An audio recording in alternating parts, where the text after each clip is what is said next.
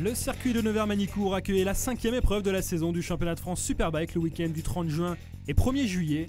Sous une météo capricieuse avec une alternance de pluie le matin et de ciel bleu l'après-midi, le week-end hivernais était capital pour les hommes forts du championnat au moment d'entrer dans la deuxième partie de saison.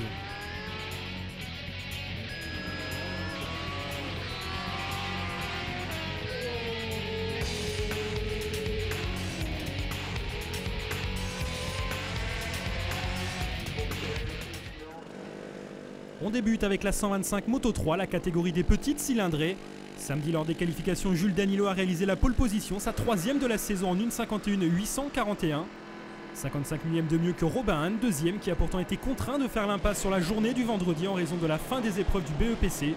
Christophe Arciero, numéro 93, complète la première ligne de la grille de départ. Jimmy Petit, numéro 3, Yannick Deschamps, numéro 33 et Guillaume Raymond, numéro 27, s'élancent de la deuxième ligne. À l'extinction des feux, les pilotes 125 Moto 3 s'élancent pour 12 tours. Robin Hahn vire en tête au premier virage devant Jules Danilo et Yannick Deschamps. Dans le premier tour, Danilo, numéro 95, prend la tête devant Robin Hahn et Jimmy Petit. Soit dans le désordre, les 3 premiers du championnat, séparés par seulement 2 points en arrivant dans la Nièvre. À l'issue du premier tour, Christophe Arciero, 4e du championnat, rentre au stand, contraint à l'abandon. Devant Danilo, Hahn et Petit creusent rapidement un écart assez important sur le reste du peloton. Emmené par Johan Rousseau, numéro 62, excellent 4e après s'être élancé depuis la 11e position. Une chute à l'arrière de la course à la sortie du 180 degrés nécessite l'entrée en piste de la voiture de sécurité. À cet instant, Jimmy Petit, 3e derrière Danilo et Hahn, se fait piéger dans la dernière chicane du circuit. Coup dur pour le leader du championnat qui était jusqu'à présent le seul pilote de la catégorie à être monté sur le podium des 4 premières courses de la saison. Après 2 tours de neutralisation, la course est relancée. Robin Hahn prend immédiatement la tête devant Jules Danilo. Le jeune Lillois, qui reste sur 3 victoires de rang, chute à son tour à la sortie du 180 degrés sur la trace laissée au sol par la chute ayant entraîné la neutralisation. Il reste alors 3 tours à couvrir et Robin Hahn se retrouve seul en tête avec 5 secondes d'avance sur Hugo Casadessus, numéro 20, et Guillaume Antiga, numéro 26.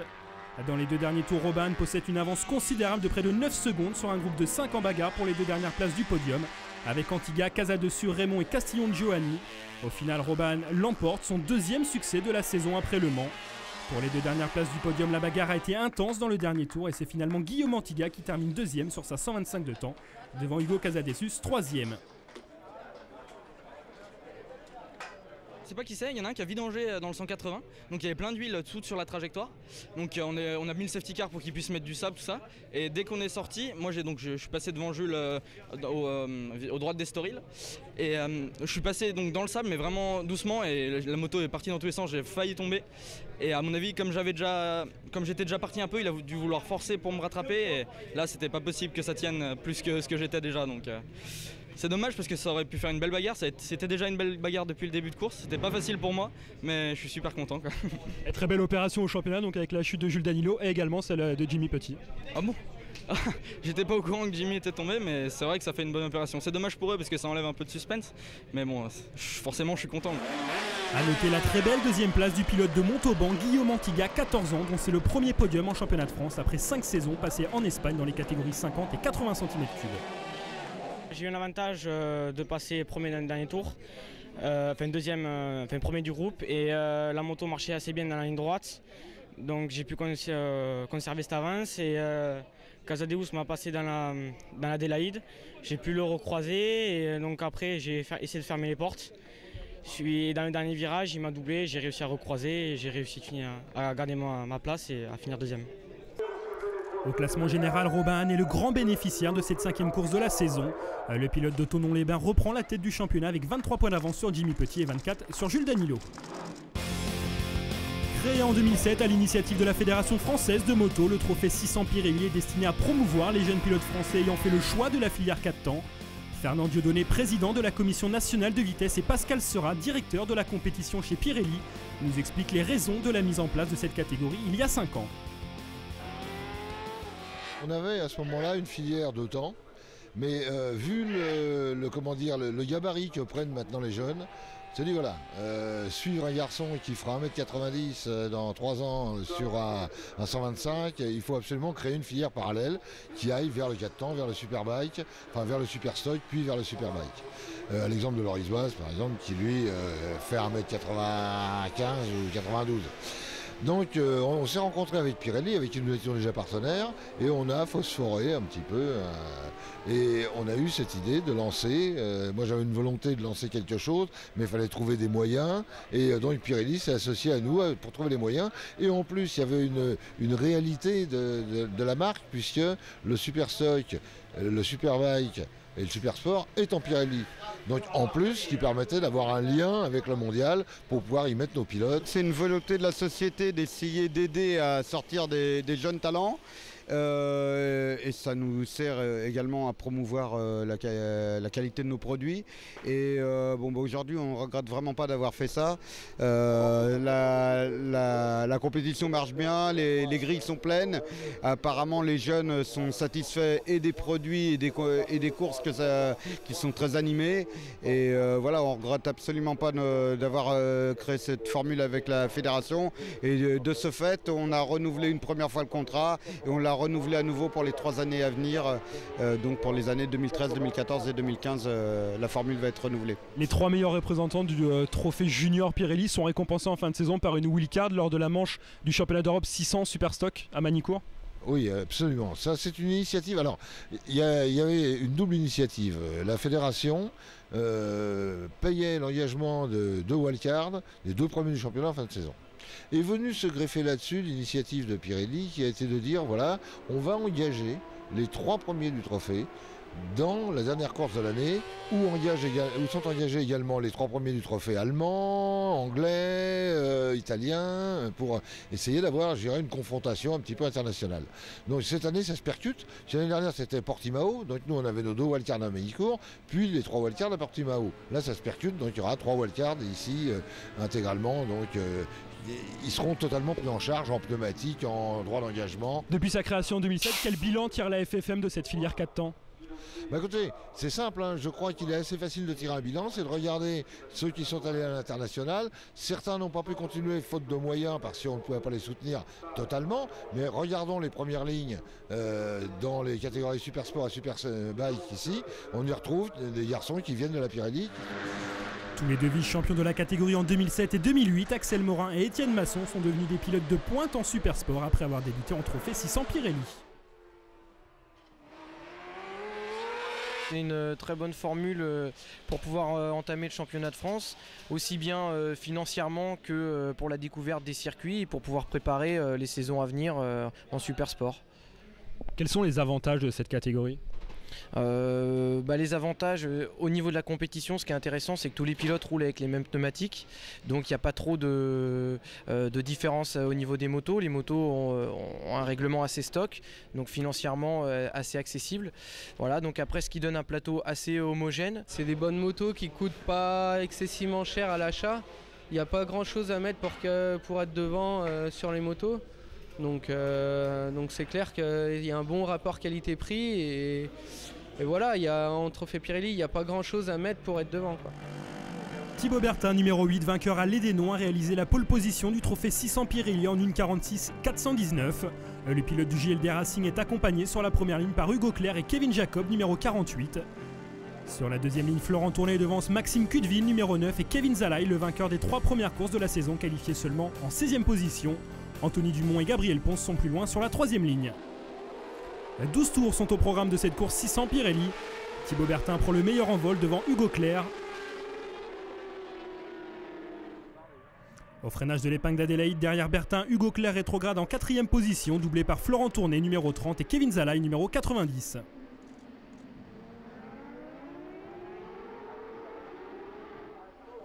En début de course, Thibaut Bertin applique sa stratégie à la lettre et s'échappe rapidement en tête de course avec déjà 2 secondes 3 d'avance après 2 tours. Sur Dumont, Clerc, Zalaï, Tourné, Jacob et Bercher, 7e. Gabriel Ponce sur le podium à Nogaro et au Vigan chute avant même la fin du 2e tour.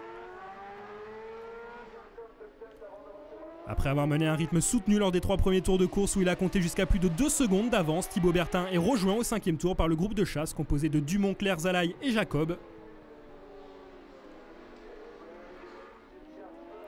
Dans l'avant-dernier tour, Kevin Jacob part à la faute à la sortie du virage du Château d'Eau. Dans le dernier tour, la lutte est serrée entre Bertin, Dumont, Clerc et Zalaï, roue dans roue. Thibaut Bertin parvient à résister et s'impose pour la deuxième fois d'affilée après les deux noms devant Dumont et Zalaï, troisième, qui profite de la chute de Claire dans le dernier tour.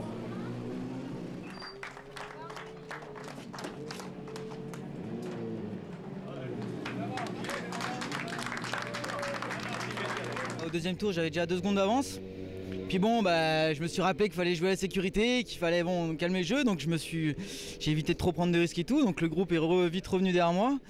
Donc je suis resté assez soutenu, j'ai essayé de gérer mon avance. Donc on s'est bien battu, c'était bien marrant. Et puis super content, je reprends la tête du championnat. C'est génial. Au classement général, après 5 courses, Thibaut Bertin prend seul la tête du championnat avec 9 points d'avance sur Kevin Zalaï et 27 sur Anthony Dumont.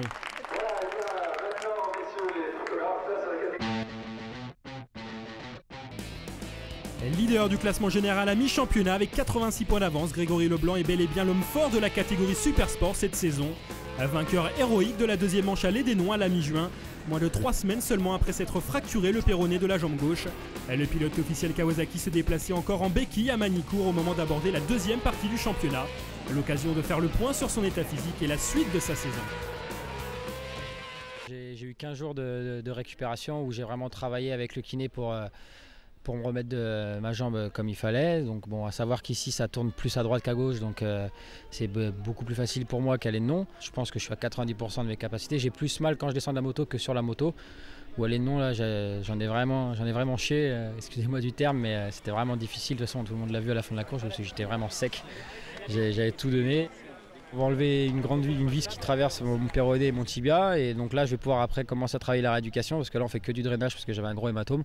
Donc on a drainé l'hématome pendant 3 semaines, et là on va pouvoir commencer à retravailler la mobilité, parce qu'en fait j'arrive pas trop à bouger mon pied, surtout en le montant. Pour le baisser ça va, mais pour le monter, commencer à remarcher et puis à pouvoir refaire du sport, parce que mine de rien il y a les 24 heures du Mans qui arrivent bientôt et ce sera plutôt assez dur physiquement. Donc il va falloir que tout le mois d'août je vais passer le mois à faire du sport pour me remettre physiquement, parce que les 24 heures du Mans on espère faire le triplé. Donc il va falloir que je sois en forme pour donner le meilleur de moi-même et aider mes coéquipiers à gagner cette course. Et avant Le Mans, le titre Super Sport qui pourrait arriver bientôt, puisque vous pourriez être titré après l'épreuve de Dijon, soit 2 épreuves avant la fin de saison. Ouais, c'est l'objectif qu'on s'est fixé, d'être champion à Dijon. Il faut que je prenne 16 points sur Étienne, qui est deuxième pour le moment en 4 courses. Donc ça fait 4 points par course, donc c'est possible. Si je ne fais pas d'erreur, ça devrait se passer comme ça. Mais bon, on ne sait pas, la course fait qu'on verra bien. Si je peux être champion à Dijon, ce sera vraiment super. En 2010, j'avais été champion 3 courses avant la fin. La 4, ce sera vraiment super, et je pourrais me consacrer pleinement aux 24 heures. En dépit de ses problèmes physiques, Grégory Leblanc a écrasé la concurrence samedi après-midi lors des qualifications Super Sport pour signer la pole position avec un meilleur temps en 1:43.561. Une seconde 3 plus rapide que David Perret, deuxième. Axel Morin, opéré à un doigt de la main gauche depuis la dernière épreuve à l'Édénon, complète la première ligne. La victime d'une chute lors du warm-up dimanche matin, Mathieu Lagriffe, 4e, s'est lui à nouveau blessé au coude. Mais le pilote du GMT 94 est bien présent au départ. Suivent Rémi Échard, 5e, et Denis Bouhan, 6e. L'Espagnol David Checa, à nouveau wildcard ce week-end, est 8e. Étienne Masson, numéro 55, 10e. Et Baptiste Guittet, numéro 72, 12e. Suite aux averses matinales, le départ de la première manche Super Sport est donné sur une piste humide. Tous les pilotes s'élancent en pneus pluie. Et Grégory Leblanc réalise le all shot devant les 2 pilotes de la Dark Dog Academy, David Perret et Denis Bouhan. Grégory Di Carlo, parti 11e, se fait piéger à la sortie de l'épingle d'Adélaïde dans le premier tour. Devant, Leblanc boucle le premier tour en tête avec 1 seconde 5 d'avance sur Perret, Bouhan, Échard, Morin, Clocher et Lagriffe, 7e.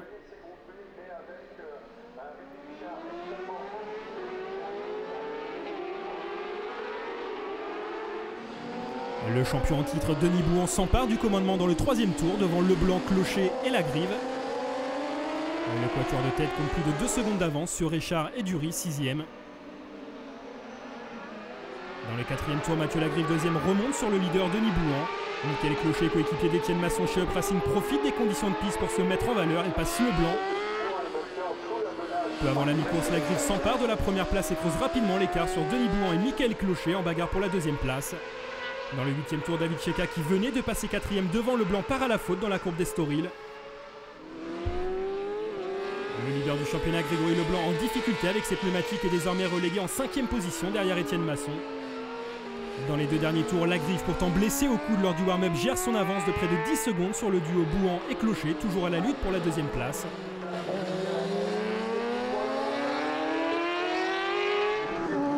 À l'issue des 14 tours de course, Mathieu Lagriffe franchit la ligne d'arrivée en vainqueur. Une seconde derrière, Michael Clocher crée la surprise et monte sur son premier podium de la saison en terminant deuxième devant le champion 2011 Denis Bouhan. Mathieu Lagriffe remporte sa deuxième victoire de la saison, une victoire acquise dans la difficulté. J'ai fait une lourde chute ce matin vraiment, je me suis fait un petit peu surprendre. Je ne pensais pas pouvoir participer à cette manche. Donc j'ai pris mon temps de prendre mes marques, d'essayer de rouler. Je ne pouvais pas tourner à gauche. Donc, parce que depuis le Vigan, je suis blessé. Je me suis recassé le coude à l'aine et nouvel hématome ce matin, donc ça fait beaucoup. Donc ouais, j'ai serré les dents et puis voilà, j'ai pris mon temps, je ne me suis pas précipité, j'ai roulé à ma main. Par contre là, très honnêtement, si c'est sec cet après-midi, je pense que vous n'allez pas me voir sur la grille de départ. La piste est sèche pour la deuxième manche Super Sport et Mathieu Lagriffe est bien présent au départ. Le vainqueur de la première manche vire en 4e position au premier virage, derrière Échard, Perret et Leblanc, auteur du meilleur départ. Au freinage d'Adélaïde, Perret passe en tête devant Leblanc, Échard, Cheka, Lagriffe et Bouhan, 6e.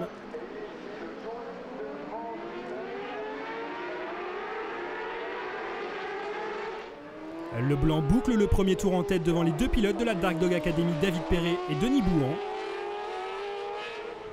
Rapidement, le trio de tête Leblanc, Perret et Bouhan se détache avec 3 secondes d'avance sur le deuxième groupe composé de Échard, Cheka et Guité.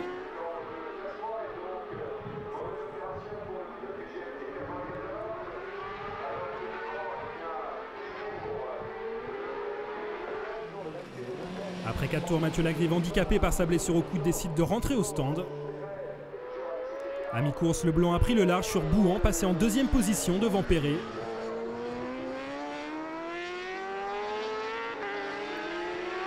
Derrière ces 3 hommes, Cheka et Échard échangent la 4e place à plusieurs reprises après l'abandon de Baptiste Guité. Les positions vont rester inchangées pour le podium dans la deuxième partie de course. Leblanc s'impose pour la 5e fois en 10 courses devant le champion en titre Denis Bouhan et David Perret, 3e. David Cheka et Rémi Échard, 4e et 5e à l'arrivée, seront déclassés à l'issue du contrôle technique. Meilleur départ, meilleur tour en course et victoire dans cette deuxième manche pour Grégory Leblanc. Ce matin, j'aurais pu être de la partie, j'avais 2 secondes et demie, mais un mauvais choix de pneu, la piste a séché et mon pneu pluie était un peu trop tendre. Donc je me suis contenté de la 7e place plutôt que de me mettre par terre. Et pour cet après-midi, c'était sec, je savais que j'avais un bon rythme au vu des essais qualifs, mais je savais qu'en prenant ma roue, ils allaient progresser derrière. Donc voilà, je me suis calé à une demi-seconde de mes temps de qualif, on va dire sans forcer, même si derrière ça roulait vite. Et puis voilà, j'ai pris vite 1 seconde et demie, 2 secondes d'avance, et puis après j'ai géré, je me suis calé sur mon rythme. Il manque plus beaucoup de points pour avoir le titre, donc on va essayer d'aller les chercher à la prochaine épreuve, à Dijon. Avec 93 points d'avance en tête du classement général, Grégory Leblanc est titrable dès la prochaine épreuve, à condition de compter au moins 100 points d'avance sur son plus proche poursuivant à l'issue du week-end dijonnais. En Superbike comme en Supersport, la lutte est intense cette saison entre les 3 manufacturiers pneumatiques engagés en championnat de France, Pirelli, Dunlop et Michelin. Et Nicolas Goubert, responsable de la compétition moto chez Michelin, était présent à Manicourt à l'occasion d'évoquer l'implication du manufacturier clermontois en championnat de France. Bah écoutez, en championnat de France, on est très impliqué. On a cette année 6 motos en Superbike et 5 en 600, catégorie comme vous l'avez dit qu'on a attaqué l'année dernière. Pour nous, le championnat de France, bien évidemment, c'est très important puisque c'est quand même si on est une compagnie internationale, la France, ça reste le pays des racines de Michelin, donc c'est forcément important qu'on soit ici et en force. Dans chaque team, on a un technicien de pneumatique dédié, c'est-à-dire c'est quelqu'un qui est là pour conseiller le pilote sur les choix de pneumatiques qu'il doit faire en fonction des conditions météo, en fonction de son style de pilotage, en fonction de la machine qu'il utilise.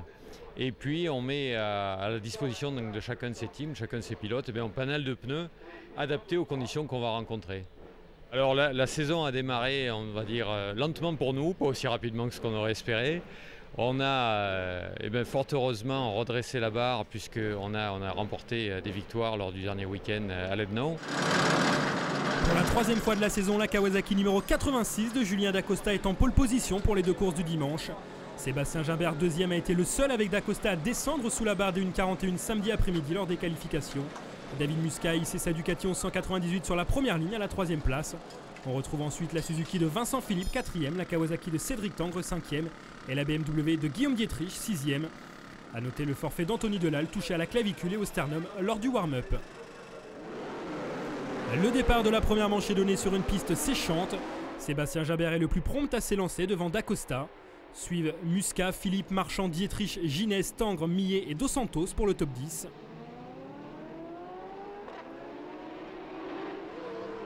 Au guidon de la BMW officielle, Sébastien Gimbert prend rapidement le large et compte 2 secondes 5 d'avance après 2 tours sur Muscat, Dacosta, Philippe et Dietrich, 5e. 4 secondes derrière, Hugo Marchand occupe la 6e place et devance un groupe emmené par Tangre, Ginès et Dos Santos, 9e. Après 5 tours de course et alors qu'il occupait la tête sous la pression de Muscat, Gimbert se rate au virage du Château d'Eau et perd plusieurs secondes. Dacosta récupère la première place, suivi dans sa roue de Muscat, Dietrich et Philippe. À mi-course, Hugo Marchand chute à la sortie du 180 degrés. La Honda numéro 99 est mal placée au milieu de la piste.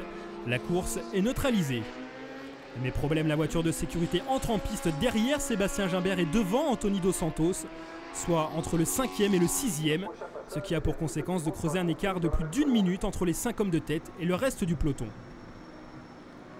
Au moment où la course est relancée, ils ne sont plus que 4 à pouvoir prétendre à la victoire: Dacosta, Muscat, Dietrich et Philippe. Et Gimbert, 5e, va perdre du terrain en proie à des problèmes de boîte de vitesse. Et Dacosta parvient à résister dans le dernier tour et l'emporte devant Dietrich, Philippe et Muscat, 4e. Une course qui se termine dans la confusion suite à l'entrée en piste du safety car derrière le groupe de tête et à une erreur d'affichage. Il y a eu un safety car qu'on n'a jamais vu, je sais pas ce qu'ils ont fait en direction de course, c'est du n'importe quoi. Donc en fait la course, franchement elle est un peu bidon. J'attendais moi les derniers tours, je savais que sur la ligne droite le freinage n'était pas très bon. Je me suis fait doubler à 2 tours de la fin normalement. Et en fait c'était le dernier tour mais mal affiché en haut là, à l'affichage du circuit. Donc ça je trouve pas ça normal. Parce que quand on fait une erreur, nous, on est réprimandé. Et là, pour moi, il reste un tour. Donc, je suis pas du tout d'accord avec ça. Début de course, c'était à peine mouillé. En fait, juste comme si on avait arrosé la piste et l'eau s'était évacuée, mais c'était mouillé. Et en fait, j'étais parti avec 2 pneus cut. Et je pensais que j'allais être à l'aise. Mais en fait, Sébastien, lui, il avait un pneu avant pluie. Donc, il est parti direct. Je ne me suis pas affolé, de toute façon, comme j'avais dit, la marge de sécurité me permettait de me la couler douce.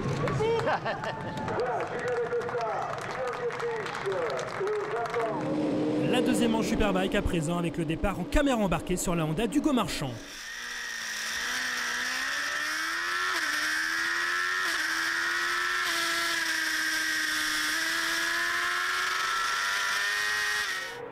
Dès les premiers mètres de course, Dacosta et Gimbert prennent le large en tête et se détachent du reste du peloton.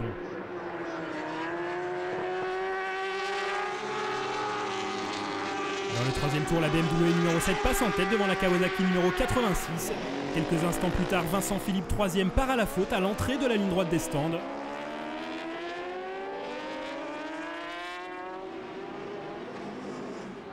À mi-course, le mano à mano continue. Dacosta reprend la tête devant Gimbert. Dietrich se retrouve seul à la 3e place à plus de 8 secondes du duo de tête. Les positions ne bougeront plus jusqu'à l'arrivée pour le top 3. Dacosta s'impose une nouvelle fois devant Gimbert. Dietrich prend la 3e place mais à plus de 24 secondes du vainqueur. Mes sentiments sont partagés parce que bon, gagner au début de la saison c'était vraiment génial, mais en fait je me mets à la place de Seb. J'étais pendant 2 ans à cette place-là et je suis presque désolé pour lui. Vainqueur de 9 courses sur 10, Julien Dacosta domine le championnat avec 71 points d'avance sur Sébastien Gimbert. Guillaume Dietrich est 3e, relégué à 92 points. Prochaine épreuve toujours en Bourgogne le week-end du 14 et 15 juillet sur le circuit de Dijon-Prenois.